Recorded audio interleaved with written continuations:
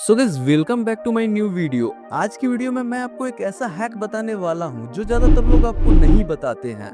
YouTube पे support and resistance के ऊपर बहुत सारे वीडियोस देखने के बाद मुझे पता चला कि सभी लोग एक ही फ्लो में बहे जा रहे हैं, लेकिन किसी ने इसका सही मतलब बताया ही नहीं। ट्रेडिंग में अगर आप भी वही गलती करोगे जो सब करते हैं तो आपको भी वही रिजल्ट मिलेगा जो सबको मिलते हैं, लॉसेस। लेकिन इस वीडियो को देखने के बाद अब बोलोगे मजा आया। क्योंकि अगले 7 मिनट में मैं आपको वो सब देने वाला हूँ जिसे सीखने में मुझे 1.5 साल से भी ज्यादा समय लगा। लेकिन आप तो 7 मिनट तक पेशेंस रख नहीं सकते क्योंकि आपको तो कुछ सीखना नहीं है। अगर आप 7 मिनट तक पेशेंस नहीं रख सकते तो ट्रेडिंग आपकी बस की बात नहीं। आप अभी इस वीडियो को छोड़ के जा सकते हो क्योंकि ट्रेडिंग में सबसे बड़ी स्ट्रैटेजी पेशेंस ही है। खैर छोड़िए, चलिए वीडियो शुरू करते हैं। सबसे पहले जानते हैं कि सपोर्ट और रेजिस्टेंस होता क्या है।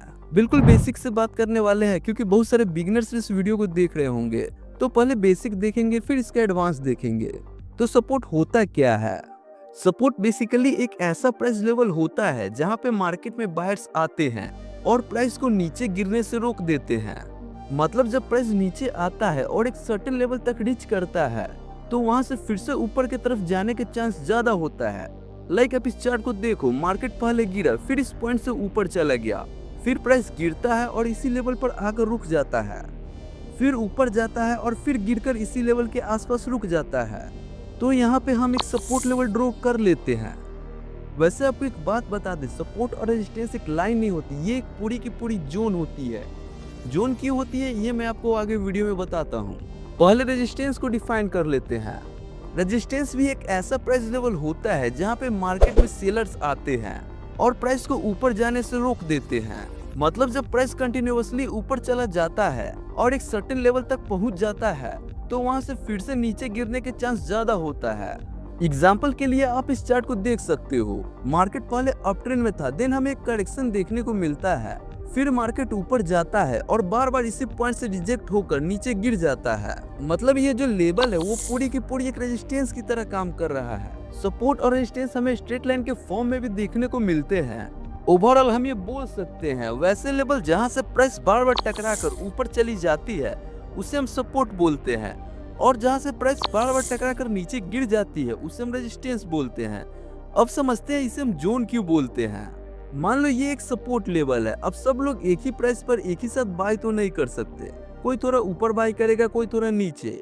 मतलब डिमांड एक सिंगल लाइन पे नहीं बनती बल्कि एक छोटे से एरिया में बनती है जिसे हम सपोर्ट जोन कहते हैं। और इसे आप डिमांड जोन भी बोल सकते हो क्योंकि प्राइस जब भी इस लेवल के आसपास आ रहा है तो यहाँ डिमांड क्रिएट हो रहा है, और जब डिमांड बढ़ता है तो प्राइस भी बढ़ते हैं। ऐसे समझो, मान लो मार्केट में एप्पल कम आ रहे हैं और इसको खरीदने वाले बहुत से लोग हैं, और जब बहुत सारे लोग खरीदने आएंगे मतलब डिमांड बढ़ रहा है तो जाहिर सी बात है कि प्राइस भी ऊपर बढ़ेगा।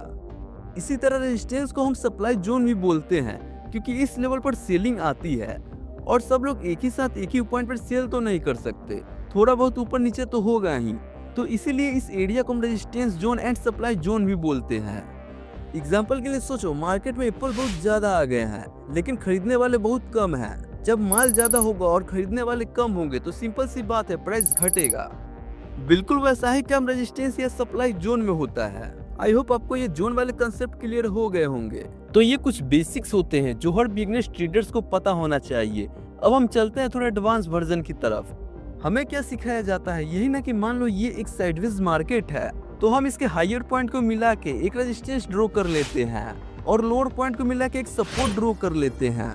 अब हमें ये बताया जाता है कि जब ये सपोर्ट टूटेगा तो हम यहाँ सेल करेंगे और जब ये रेजिस्टेंस टूटेगा तो हम यहाँ बाई करेंगे, यही ना बताया जाता है। लेकिन अगर मैं कहूँ कि 90% ट्रेडर्स यहीं पे लॉस करते हैं तो आप कहोगे तुम्हें कैसे पता चला? तुम्हें कैसे पता चला? तो देखो, वो जमाना खत्म हो गया जब ये चीजें मार्केट में वर्क करती थी। उन्हें भी पता होता है कि रिटेलर्स कहाँ एंट्री लेने वाला है और कहाँ उसका स्टॉप लॉस होने वाला है। अब इस चार्ट को देखो, मार्केट पहले साइडवेज में था, फिर उसके बाद हमें एक ब्रेकआउट देखने को मिलता है। इस ब्रेकआउट को देखकर जितने भी रिटेलर्स ट्रेडर्स होंगे सब बाइंग साइड कूद जाएंगे। फिर थोड़ी देर बाद मार्केट सभी का स्टॉप लॉस हंट कर देता है, फिर वो अपना रियल मूव कंटिन्यू करता है। इस चार्ट को देखो, मार्केट बार बार यहाँ से रिजेक्शन ले रहा है तो यहाँ एक रेजिस्टेंस लेवल क्रिएट हो जाता है। फिर इस रेजिस्टेंस लेवल का ब्रेकआउट इस कैंडल के द्वारा होता है और फिर रिटेलर्स यहाँ एंट्री बनाते हैं और फिर मार्केट उनका एसएल मार लेता है। और ये सबसे ज्यादा ब्रेकआउट या ब्रेकडाउन वाले एरिया पर होता है, जहाँ पे 90% ट्रेडर्स अपना कैपिटल गवा देते हैं। रिटेलर ट्रेडर्स को लगता है कि ब्रेकआउट का मतलब हमेशा बड़ा मूव होता है, लेकिन असल में वो ब्रेकआउट के टाइम सबसे बड़ा लिक्विडिटी ग्रैब होता है। लिक्विडिटी ग्रैब का मतलब बड़े प्लेयर्स को अपना पोजीशन फिल करना होता है। जैसे हम लोग क्या करते हैं, 1 लॉट 2 लॉट या 50 लॉट से ट्रेड करते हैं, लेकिन बिग प्लेयर की ह्यूज क्वांटिटी में ट्रेड करते हैं और इतने बड़े क्वांटिटी को एक बार में मार्केट में नहीं डाल सकते। ये तो आपको सबने बताया होगा, लेकिन क्यों नहीं डाल सकते ये किसी ने नहीं बताया। तो बड़े प्लेयर्स एक बार में अपना ह्यूज क्वांटिटी इसलिए मार्केट में नहीं डालते क्योंकि अगर वो एक ही बार में अपना सारा क्वांटिटी को मार्केट में डाल दे तो प्राइस एकदम से शूट अप कर जाएगा और वो खुद अपने लिए ही प्राइस को महंगा बना लेंगे, क्योंकि मार्केट में उतने बायर्स या सेलर्स अवेलेबल नहीं होते जितने कि बिग प्लेयर को अपना क्वांटिटी बाय या सेल करने के लिए चाहिए। मार्केट में अगर कोई बेचेगा तभी तो कोई खरीदेगा, तो रिटेलर्स का जहाँ स्टॉप लॉस होता है वो वहाँ सेल कर देते हैं और उनका पोजीशन क्लोज हो जाता है। और हम जैसे कई रिटेलर्स यहाँ पोजीशन क्लोज कर देते हैं, जिसके कारण बिग प्लेयर को यहाँ लिक्विडिटी मिल जाती है और वो यहाँ से अपना पोजीशन फिल कर लेते हैं। मुझे लग रहा है कि मैंने थोड़ा फास्ट समझा दिया। अगर आपको ऐसा लग रहा है तो कमेंट करके बताना, नेक्स्ट टाइम थोड़ा स्लो बोलने की कोशिश करूंगा। एंड लिक्विडिटी का कंसेप्ट बहुत बड़ा है, अभी तक तो सिर्फ हमने लिक्विडिटी को जाना है, इसे देखकर ट्रेड कैसे लेते हैं वो तो अभी जानना बाकी है। तो मैं चाहूंगा कि छोटे छोटे वीडियोस में हम इसे कवर करें ताकि आपको समझ भी आए और आप बोर भी ना हो। तो अगर आपको चीजें समझ आ रही है तो कमेंट करके बताना, मैं नेक्स्ट वीडियो में पूरा लिक्विडिटी ग्रैब का कंसेप्ट क्लियर कर दूंगा। तो आज के लिए इतना ही, मिलते हैं नेक्स्ट वीडियो में, तब तक के लिए जय हिंद। और हाँ, चैनल को सब्सक्राइब जरूर कर देना।